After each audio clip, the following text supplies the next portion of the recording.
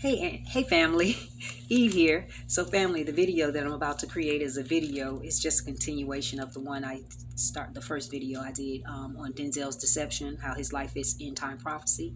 Before I get started again, I want to give all praise, honor, and glory to the Father, the Son, and the Holy Spirit.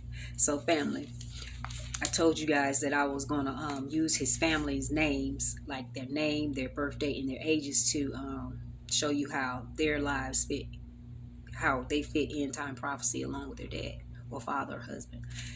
Um, well, just his family, how they fit in time prophecy just as well as he do.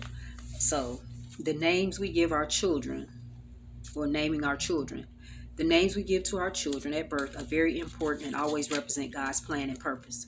During the time of our forefathers, God always gave the names of our children, what they would be called, and the name or the meaning behind them. It would always represent how he would judge them and their lives.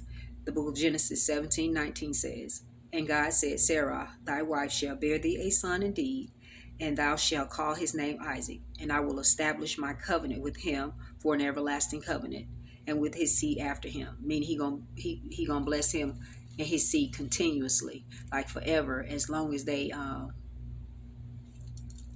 just by his name, and if they continue in whatever the covenant was that he set up. However, when our people went into captivity, we began naming our children after the nations who ruled over us, the lands we dwelled on. Our names began to come from the Latin, Greek, German, Gaelic, and French.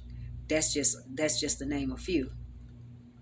Only a few people still named or used Hebrew names, and I believe if they did, the Most High was still with them and never left them. And even when we went into slavery, and Deuteronomy 31:8 says, "And he, the Lord, it is that doeth go before thee.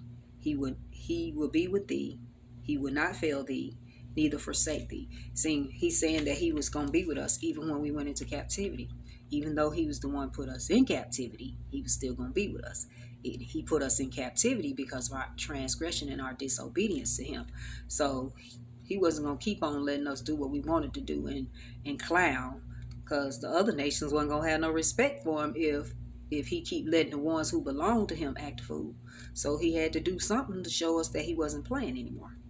So he cast us into slavery because we kept transgressing and we kept not trying to keep his laws like he had set them up with us. And we made a covenant with him that we would keep his laws. So, yeah. So it says, the book of Jeremiah 10:2 says, "Thus said the Lord, learn not the way of the heathens, and be not dismayed at the signs of heaven, for the heathens are dismayed at them." He's saying right there, when we go into the lands and dwell with these people and on their lands, he's saying, do not take on their ways. He said, don't take on their ways and do what the things that they're doing, because those things are going to cause y'all to error in me, continue to error in me, and I'm going to have to still deal with you. So he's telling us, he's saying, but even though we going into slavery, in that scripture, he's saying, even though we going into captivity, he said, don't be surprised at the things that he's going to do for us, even in slavery. He said the heathens are going to be surprised because they going to be like, he's not going to do anything for them because he's the one put them in slavery. So they figure that he's not going to still be with us or do for us because we're in slavery and he the one put us there. But yeah, and he knew that they felt that way. That's why they did all the evil they did to us, not knowing or not even realizing that he said he was going to restore us back to him in 400 years after we come out of slavery. He said he was going to restore us back to him. He said they shall come hither again in the fourth generation. That's in the book of Genesis, Genesis 13 through 16. He said he was going to come back. We was going to come back to him, meaning he's going to restore us. And that's what he did. He sent his son to do that. So the nation whose language we wouldn't understand, that's what he said. Those names that I mentioned to you guys, and those people who ruled over us, that's been ruling over us for the last 400 years, and those lands we dwell on, them names that I named to you guys about the Gaelic, the French, the German, those are all nations, the Gentiles. And God told us when he sent us into captivity that their language we wouldn't understand. He was saying because they was going to set up these laws and these rules against us that we wasn't going to be able to bear, because our forefathers wasn't used to that type of behavior. So he tells us that in the book of Deuteronomy 28:47. He said, because thou servest not the Lord thy God with joyfulness and gladness of heart for the abundance of all things. 48 says, therefore thou shalt serve thine enemies, which the Lord shall send against thee in hunger and in thirst, and in nakedness and in want of all things. And he shall put a yoke of iron upon thy neck until he have destroyed thee. 49 says, the Lord shall bring a nation against thee from far, the end of the earth, as swift as the eagle flieth, a nation whose tongue thou shalt not understand. Right there, he's telling us what nation is going to be dwelling over us. See, even though he's sending us in captivity and punishing us, he's still making us aware of who we serving up under. And these are the ones that he's going to judge when it's all over. Like I said, he said that in Genesis 15:13-16, and I'm going to read that to you guys in just a second. But he was telling us that when he said a nation, he said he was going to bring a nation against thee from far, from the end of the earth. Talking about here, he said, as swift as the eagle flieth. The eagle is the United States of America bird. Is a symbol of freedom. And freedom, freedom is a symbol of freedom. Free Edom. Edom is the people who rules over this country. See, you see how he gave us that clue? Because he knew when it was time for him to gather us back after our servitude was over, he was giving us clues on who was where and where he was going to come to gather us from. See, and here in America, Judah is the tribe that's here. And I made that known in my video, because I did a video. It's called Judah and the Wizard of Oz. And it shows that America is Oz in the movie. And it shows that emerald, because emerald is Judah's stone on the breastplate, because he's the fourth son and it's the fourth stone, so it's emerald. So that stone right there showed me that he was saying that Judah was here in the United States. And Emerald City is symbolic for the stock market and the World Trade Center. So you guys need to view that video, Judah and the Wizard of Oz. So yeah, so that was the clue he gave us. He said an eagle, swift as the eagle flieth, freedom, bird of freedom. There you go. He said, a nation of fierce countenance, which shall not regard the persons of the old, and nor show favor to the young. Now, you know here, they don't show no favor to our people. They treat our people like crap. All they do is set traps for us.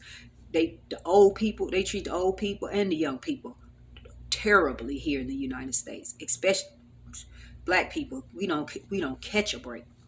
So yeah, he just gave us clues because he's gathering us now. So, and that's why I'm making these videos, because he's getting ready to judge these people. So they got to be exposed for who they are. So in order for him to judge them, we got to know who he judging and why he judging them. So let me read to you guys the book of Genesis 15:13-16 to show you guys that he said that they was going to how they was going to afflict us. It says, and he was going to bring us out and restore us. It says, and he said unto Abram, know of a surety that thy seed shall be a stranger in the land that is not theirs, and shall serve them, and they shall afflict them 400 years. And also the nation whom they shall serve will I judge, and afterwards shall they come out with great substance. He said we're going to come out with blessings, great substance. He's coming to restore us. And then he said, and thou shalt go unto thy father in peace. Thou shalt be buried in a good old age. He said, but 16 says, but in the fourth generation they shall come hither again, for the iniquity of the Amorites is not yet full. 4 generations. Every generation is 100 years. So 4 is 400 years. So, like I said, family, he just got me showing y'all who these people is, and he want me to really elaborate on who these people are, because he is getting ready to judge these people. And I told you in my last video how Denzel is a part of that judgment that's about to come. So family, I mentioned how I was going to how I was going to use Denzel's family members and birth date and ages to show you all how They fit prophecy, end time prophecy. So let's start with his mother and his father. And family, if I don't get through this, I'm just going to continue in the next video with his family. So his mother's name is Lanice Washington. Lanice means place of elms or brave lion. The elm trees grow right here in the United States, in the eastern part of the United States. And I want to say that's kind of more like the South. I'm not sure, but I believe it's more here that we get elm trees. Brave lion. I equate that lion with Judah, the fourth son of Israel.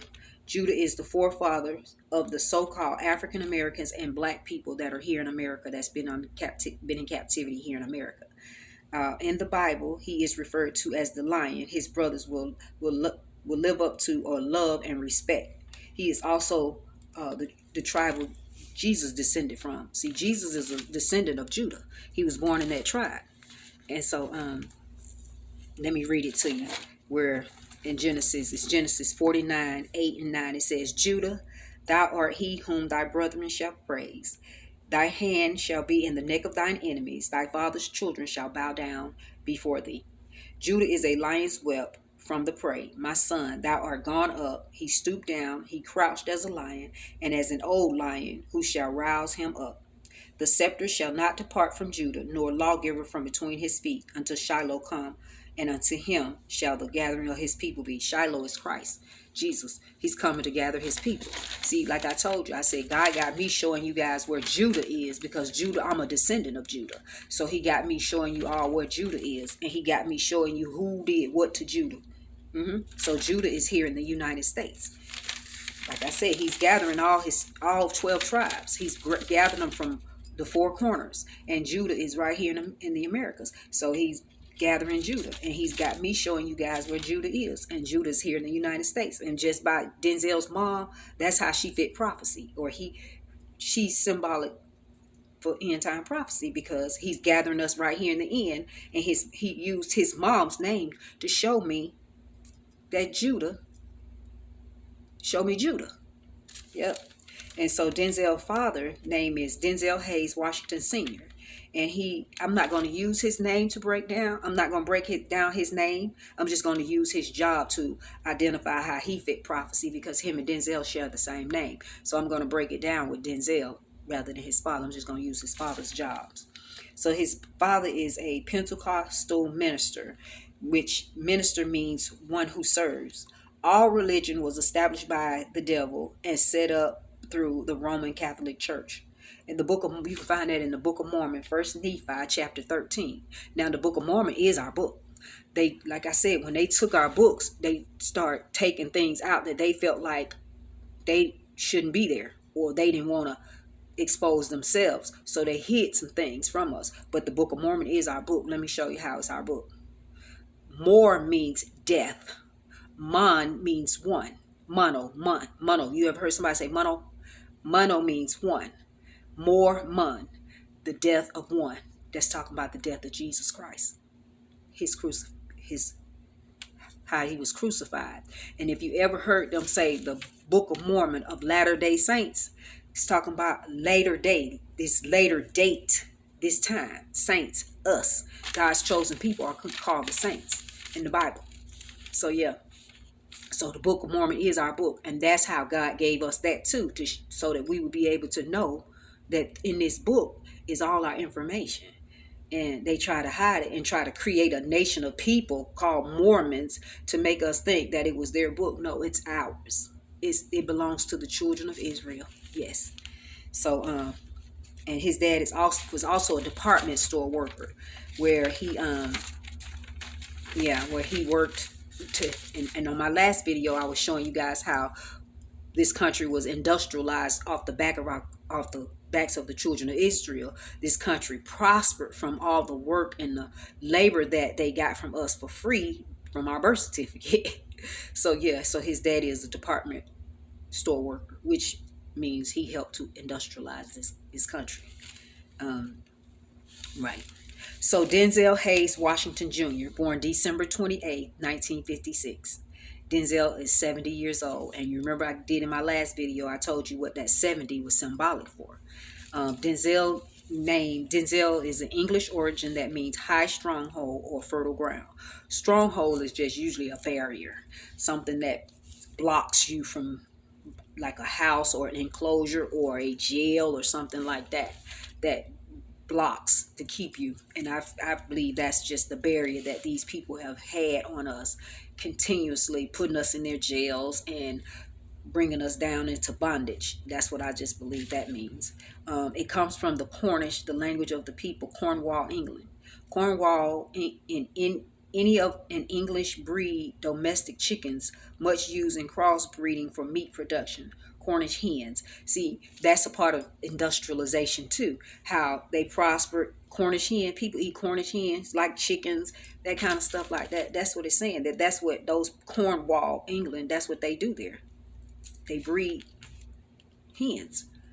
Um, and in the book, also the scripture, Psalms 9:9, it says, "The Lord is is a refuge for the oppressed and a stronghold in times of trouble." So the stronghold in that verse, God is saying He's our protection, He's our barrier. So yeah, that's how that connects to that Denzel name, stronghold. That's that verse. So yeah. And Denzel also means fertile ground. I believe fertile ground means the grounds, the agriculture, how they prospered in agriculture, and we were the farmers. We were the ones that did all the growing the crops and picking and doing all the work. So I believe that's what he's saying. That fertile ground is how they industrialized through agriculture. His middle name is really the name that I want you guys to see, and it's called Hayes. His middle name is Hayes. Hayes is has multiple meanings. Oh, and two, the fertile grounds. You know, we as slaves, our people were always sharecroppers. That's what we did. We grew crops. We were sharecroppers. All our forefathers was like farmers here in America. Black people, there, all our people were like farmers and grew. That's what we call sharecroppers. So Hayes has multiple meanings. English meaning brushwood, that wood that's used to kindle a fire. Irish is it means fire. The Jewish it means it's the Yiddish for kahe, and it means it's a matriarchic form, meaning womb or birth.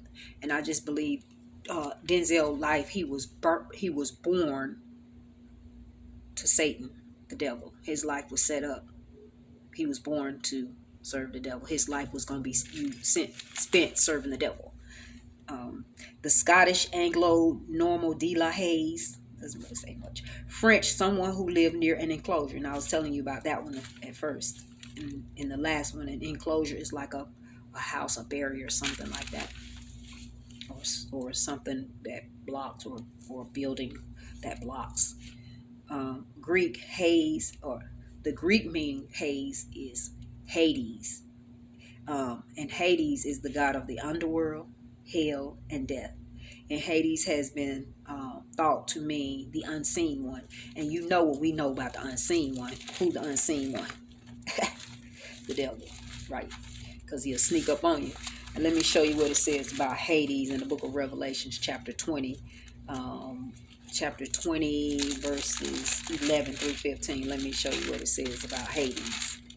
Yeah, yeah. Hades. Yeah. So I said 11 through 15, 20, 11 through 15. It says, "And I saw a great white throne, and him that sat on it, from whose face the earth and the heaven fled away, and there was found no place for them." 12 says, "And I saw the dead, small and great, stand before God, and the body and the books were open, and another book was open, which is the book of life. And the dead was judged out of those things which were written in the books according to their works." So whatever they did here in the world during their time on earth, yeah, that's what they're gonna be judged on, their deeds.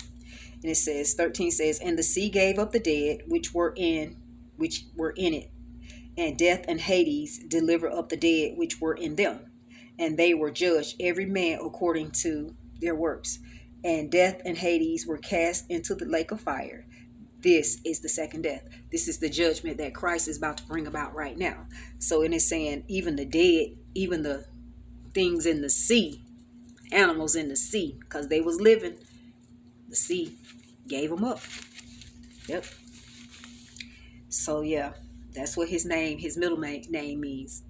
Death, hell, Hades, God of the underworld. And Washington is a surname given that originated in England. Its origin came from the phrase Wassa or Wassa people, and the Wassa people who they originally inhabited that which is now called Wausau, Wisconsin. The name comes from the Ojibwe word Wassa, which means far away, and I think that means symbolically it has a physical and a spiritual meaning spiritually we are far away from our God, and we have been cast into slavery, meaning we're far away from him, and we're also far away from our lands and what we know. Yeah. So the name Hawassa also mean hunting, and that land right there in Wisconsin, it was known for buffaloes. Buffaloes roamed that area. It was widely known for like buffalo. So, and Esau in the book, Esau is a hunter. He was known as a hunter. In the book of Genesis, I think it's book Genesis 25, 27, something like that, where it tells that Esau was a hunter. Let me see. Let me show you. It said when the boys grew, let me find it, 25 and 27, I think it says. It said, and the boys grew, and Esau was a cunning hunter and a man of the field, and Jacob was a plain man dwelling in tents. See, God showed us right there that hunting, it says that Wassa people, that land, that's native. Those Wassa people are Native Americans, and that was their land before Esau came and took it. That's what it's saying. He hunted. He hunted them, and he took their land and was hunting their buffaloes. So yeah, like I told you, I said God is showing me through all of these things dealing with Denzel family, or symbolic for Denzel being symbolic for all of these things, and he's also showing me that our people is here in America, and these are the things that was done to them by these people. And you remember I said in the beginning of my last video, I said Denzel's life, his career, will be symbolic for the things that we go through in this country, and the people who, and it's going to show it, like I said, the things we experienced or went through in this country. So Denzel's life, symbolically, through his name, his family names, I'm showing you our people. Yeah. So the name Washington is associated with the first president of the United States and became popular among the African Americans after the Civil War, when slave owners and plantation owners began buying and selling slaves. Now the book of Exodus 21:16, it says, and he that stealeth a man and selleth him, or if he be found in his hand, he shall surely be put to death. This is what the second judgment is telling you. Christ is coming to judge these people for the evils that they did to us. Now, when you got somebody in slavery, you stole them and you sold them, and then they steal in your hand because they working for you. And we still in slavery because a lot of us are still signing contracts. We still contracting, and that's the thing, how these people have held us in captivity through signing contracts. Contracts are binding. They keep you bound, and when you sign a contract, you're going to try to do everything that contract says that you're supposed to do. That's the same thing with a covenant. We made a covenant with God, so we have to keep our word. It's a vow you make. And when you sign it, and a contract can be verbal and written. So if you say it, you're going to try to keep your word. And if you sign a contract, you're going to try to keep your word. So God told us, he told us, like I mentioned in our last video, he told us, do not covenant with them. He said, don't contract with them. Covenant was his word. But contracts is the same thing. It's only the worldly version of a covenant. So he told us don't. But he said because when we start doing these contracts, they was going to move us away from him or take us away from him, because we're going to be trying to do what they're doing or what this contract say. And then we go trying to do what this contract says, we're going to start displeasing him, because it's going to be terms in that contract that he's not going to agree with. Yep. So next we're going to do his wife, Pauletta Washington. And she was born September 28, 1950. Pauletta is a feminine name of Latin origin that means small and humble. It is a variation of Paul and Paula. Now, Paula was born September 28, 1950. Let me give you guys a little FYI. Denzel was born in 1950. Paula was born in he was born in 1956. She was born in 1950. Now, guess what? She's 6 years older than him. Yeah, she older than a man. Yeah, ain't nothing wrong with that. But she's 6 years older than him. What number is that? 6. Isn't that the number of the beast? Yeah. Thought I'd just give you guys that. Like I said, Pauletta is a feminine name of Latin origin that means small and humble. It is a variation of Paul and Paula. Pauletta is derived from the Latin name Pauline, which comes from the Roman family Paulus, modesty and simply. See, Roman family, Rome. Who's been ruling over us? Rome. Yeah, like I told you, he said their name's going to reflect in time. And it says, small and humble is who our people, through her name, what it means, small and humble, is what our people became when we went into captivity in this nation. We became small and humble because they humbled us through that yoke around our neck, and we became a small people, like nobody really knows who we are, and nobody really recognizes us for who we really are, the children of Israel. We don't even know our names. We don't even know. We go by African American and black people, and that's not even who we are. And God said we was gonna start going by bywords and proverbs. He says that in the book of Deuteronomy. He said that was gonna happen. Names given to us that are not our names, and that in the book of Deuteronomy 28, those names are not our names. He said that was gonna happen when we went into slavery. So yeah. So being born in 1950, 50 is very significant in the Bible. It signifies Jubilee. And Jubilee is a time. So every 50 years, the Hebrew, the Jew, and the Israelites all celebrate Jubilee. It is a year of release, God's release, where all debt is released and forgiven. Indentured servants or slaves are freed, and every man will return to what rightfully owns to him. His land, his property, anything that he owned before he went into slavery. Jubilee is that time where he will get all of that back.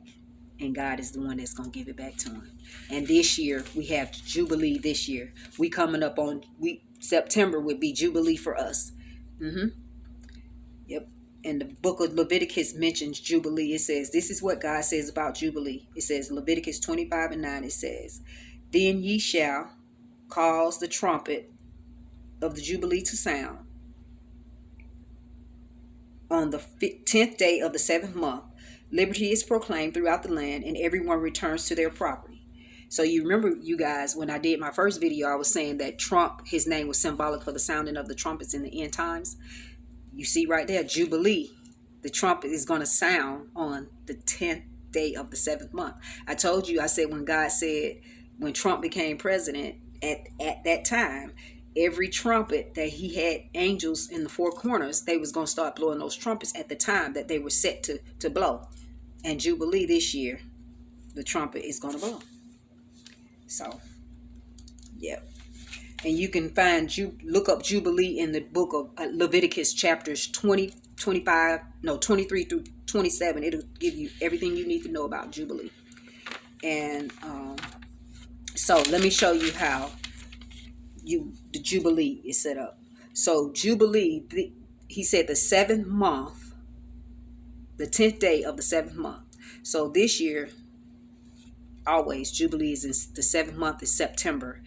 Because if you go according to the Bible, and I broke this down to you guys. So if we go according to the Gregorian calendar, which is the calendar we go by now, which is the Greek calendar, September is the 9th month. But if you go by the Hebrew calendar, which is the true calendar, September is the 7th month. And you start in March 21st, because that's the new year. Like I mentioned before, new year, March 21st is the new year, because everything is in bloom and everything is a new beginning, new birth, all of that. So from March to September, March, April, May, June, July, August, September, 7 months. And I said I was going to do a video showing you guys the months, and I will do that.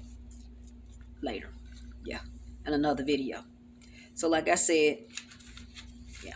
So I'm going to end right here, and I'm going to pick up in a few minutes on my next video because I'm running out of space on this. And I'm going to pick up with his son and continue on with their names and how they reflect end time prophecy.